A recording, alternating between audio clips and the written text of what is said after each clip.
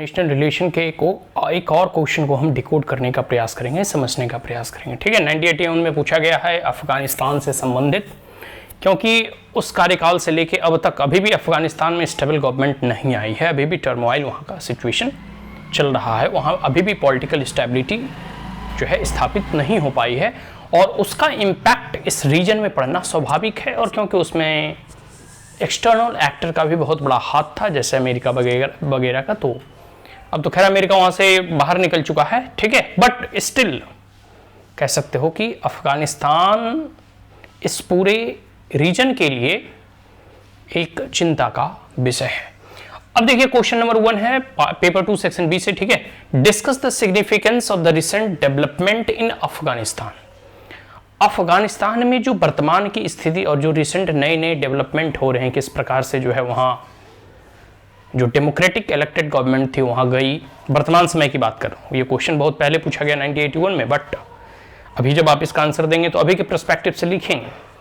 फिर तालिबान रिजीम वहाँ जो है वापस लौटा।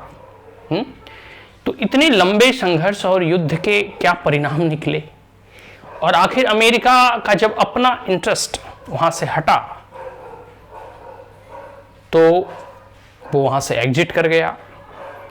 अब जो इकोनॉमिकली सिचुएशन तो वहाँ टर्मोइल हो ही गई, पॉलिटिकल स्टेबिलिटी भी चली गई, और जो पूरे के पूरे क्षेत्र हैं उसमें अब किस प्रकार से शांति स्थिरता स्थापित होगा, या अफगानिस्तान जिस प्रकार और जिस टर्मोइल से भी गुजर रहा है, इस देश का भविष्य क्या होगा, पाकिस्तान का रोल क्या होगा, चाइना का क्या रोल होगा, ठीक है, और फिर भारत उसमें क्या रोल प्ले करेगा, ये भी एक बहुत बड़ा फैक्टर है। फिर यूएसएसआर जो रसिया भी है उसका क्या रोल होगा। ठीक है, तो जो वर्तमान अभी रिसेंट में अफगानिस्तान में घटनाएं घट रही हैं तो उसको वैश्विक नजरिए से, ग्लोबल पर्सपेक्टिव से समझने का प्रयास करना है, और साथ साथ regional consideration and the point of view of Indian foreign policy. मैंने रीजन की ही बात बताया ना कि सेंट्रल एशिया का जो रीजन है पूरा का पूरा, क्योंकि देखो भारत की सीमाएं भी अफगानिस्तान से सटती थी। अगर पूरा का पूरा पीओके गिलगिट बाल्टिस्तान जो अभी पाकिस्तान ऑक्युपाइड जम्मू एंड कश्मीर है वो अगर भारत में होता तो हमारी भी सीमाएं थोड़ी बहुत उससे लगती थी, लेकिन still Afghanistan is our neighbouring country, SAARC का वो मेंबर भी है।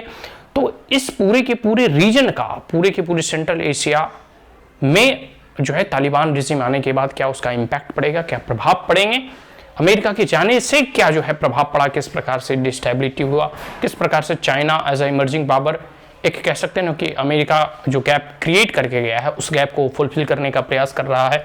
पाकिस्तान का इसमें क्या रोल है, किस प्रकार से पाकिस्तान खुश है कि चलो अमेरिका चला गया, अब जो है इस्लामिक नेशन जो है इस्लामिक सरिया से रूल करेगा। ठीक है, तो ये है। और साथ साथ भारत की फॉरेन पॉलिसी क्या होगी। तो भारत की फॉरेन पॉलिसी थी कि कुछ दिनों तक भारत ने जो है पहले तालिबान से तो बात करना प्रारंभ नहीं किया, लेकिन भारत ने अफगानिस्तान के डेवलपमेंट प्रोजेक्ट में, एजुकेशन में, हेल्थ में, चाहे नए संसद भवन का निर्माण हो या कह सकते हो कि डैम वगैरह बनवाना हो, रोड हो, इंफ्रास्ट्रक्चर हो, तो इन सब चीज़ों में भारत ने बहुत इन्वेस्ट किया और जहाँ तक हो सका अफगानिस्तान की सहायता करने का प्रयास किया, इकोनॉमिकली प्रयास किया।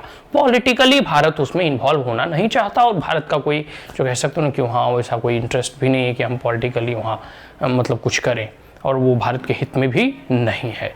ठीक है, तो वही पूछ रहा है कि भारत की विदेश नीति क्या होगी। अब है कि चाइना और पाकिस्तान का नेक्सस है, वो दोनों मिलकर भारत को साइडलाइन करने का प्रयास कर रहा है, लेकिन भारत और अन्य सेंट्रल एशिया मिलकर जो है चाइना कह सकते हो अफगानिस्तान में पॉजिटिव रोल प्ले करेंगे, उसका उस देश का भी डेवलपमेंट हो, विकास हो, और खास करके ह्यूमन राइट्स प्रोटेक्शन हो, इन सब चीज़ों पर भारत भी जो है ध्यान देगा। Is that clear. तो भारत की जो विदेश नीति है अफगानिस्तान को लेकर, ठीक है, उस पर हमें अधिक अपना विशेष पॉइंट इसमें लिखने हैं। Is that clear. आशा करता हूँ कि यह प्रश्न आपको समझ में आ गया होगा। अब हम लोग दूसरे प्रश्नों को समझने का प्रयास करेंगे। That's all, thank you.